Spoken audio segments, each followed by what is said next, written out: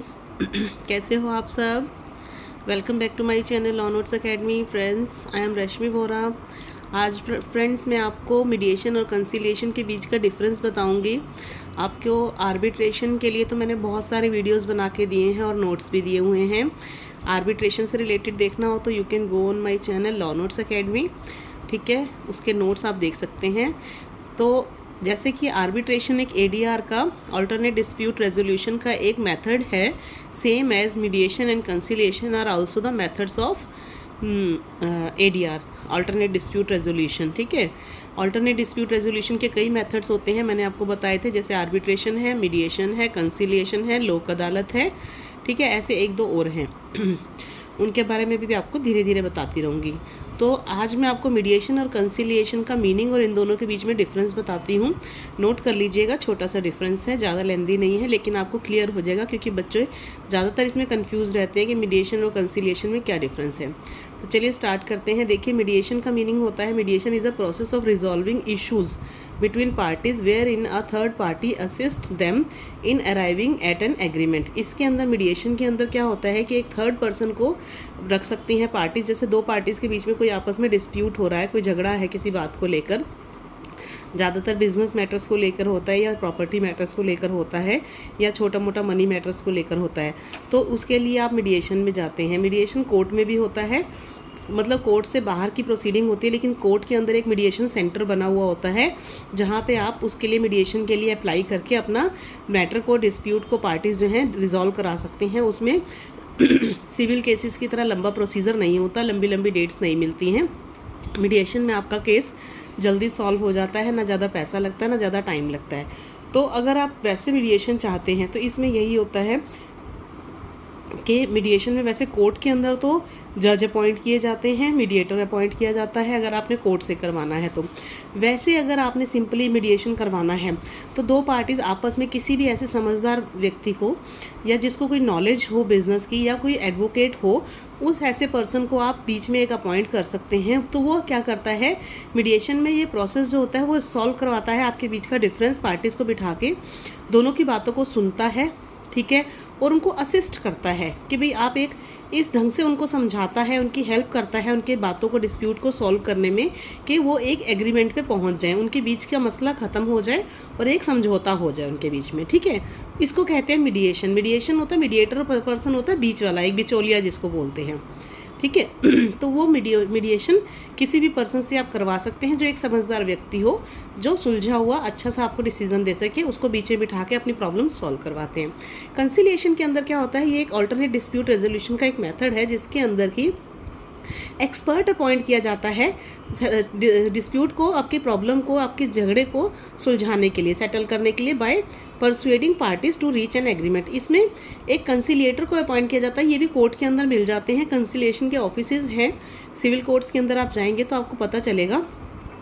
जैसे mediation centre होते हैं वैसे ही कंसिलिएटर्स भी बैठे होते हैं वहाँ पे आपका डिस्प्यूट को सॉल्व करने के लिए।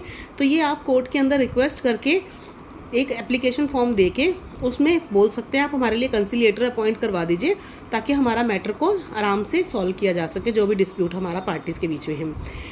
उसके बाद आता है मीडिएशन के अंदर कोड ऑफ सिविल प्रोसीजर जो है 1908 फॉलो किया जाता है। ठीक है, मीडिएशन के अंदर सिविल प्रोसीजर सीपीसी के जितने भी रूल्स होंगे वो फॉलो किए जाएंगे, लेकिन कंसिलिएशन के अंदर the arbitration and conciliation act 1996 is to be followed. इसमें आर्बिट्रेशन एंड कंसिलिएशन का एक्ट 1996 फॉलो किया जाएगा, उसके जितने भी रूल्स हैं वो इसके ऊपर कंसिलिएशन में एप्लीकेबल होते हैं।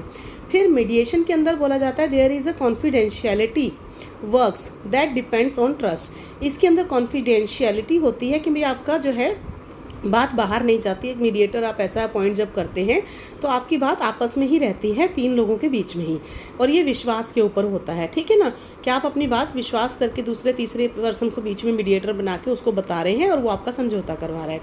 इसके अंदर क्या होता है, कंसिलिएशन के अंदर देयर इज़ आल्सो कॉन्फिडेंशियलिटी, इसमें भी कॉन्फिडेंशियलिटी होती है, कॉन्फिडेंस होता है पूरा बात का। Whose extent is fixed by the law, इसके अंदर लॉ के ऊपर बेस्ड होता है कि हाँ आपकी बातों को आप कंसिलिएटर तक ही रखा जाएगा। जैसे कोर्ट के अंदर ओपन कोर्ट होता है, वहाँ पे किसी का भी केस कोई भी सुन सकता है, जाके सुन लेते हैं ज़्यादातर लोग कि इनके केस में क्या डिस्प्यूट चल रहा है, क्या क्या प्रॉब्लम है। लेकिन कंसिलिएशन के अंदर आपके और मीडिएशन के अंदर दोनों के अंदर कॉन्फिडेंशियलिटी रहती है, ठीक है। ये बात होती है इसमें लॉ के अकॉर्डिंग होता है। इसके अंदर क्या होता है, mediator acts as a facilitator. Mediation के अंदर जो मीडिएटर होता है वो आपकी सिर्फ हेल्प करने के लिए होता है, ठीक है, वो सिर्फ एक हेल्पर है आपका, उसको कोर्ट के थ्रू अपॉइंट नहीं करवाया गया है। लेकिन कंसिलिएशन के अंदर जो कंसिलिएटर होता है वो फैसिलिटेटर का काम तो कर रहा है, आपकी हेल्प तो कर रहा है आपका मैटर सॉर्ट आउट करने में, और इवेल्युएटर भी है और इंटरवीनर भी है। वो आपकी हर चीज़ का इवेल्युएट भी करेगा आपके मैटर का। अगर आपका कोई मनी मैटर है तो आपकी सारी मनी का जो भी प्रॉब्लम है आप उसे बताएंगे, वो इवेल्युएशन करके बताएगा। इंटरवीनर भी है, बीच में आपको हर चीज़ तरह की बातें भी समझाएगा आपको, ठीक है। तो ये कंसिलिएटर का काम ओवरऑल होता है, ठीक है। तो वो सिर्फ हेल्प नहीं कर रहा आपकी, और भी मैटर्स को आपके सॉल्व करेगा। इसके अंदर बताया गया है मीडिएशन में there is an agreement between parties, इसके अंदर एग्रीमेंट होता है पार्टीज़ के बीच में, ठीक है। और इसमें जो बोला है कंसिलिएशन के अंदर क्या होता है, it is a settlement agreement between the parties. ये इसमें सेटलमेंट का एग्रीमेंट बनता है कंसिलिएशन में, ठीक है, क्योंकि ये कोर्ट के थ्रू होता है। तो ये कोर्ट के थ्रू कंसिलिएटर अपॉइंट किया जाता है, तो ये सेटलमेंट का एग्रीमेंट हो जाता है। ये एक एग्रीमेंट वैसे ही नॉर्मल एग्रीमेंट करवाया जाता है मीडिएशन में, लेकिन इन्फोर्सिएबल बाय लॉ होता है।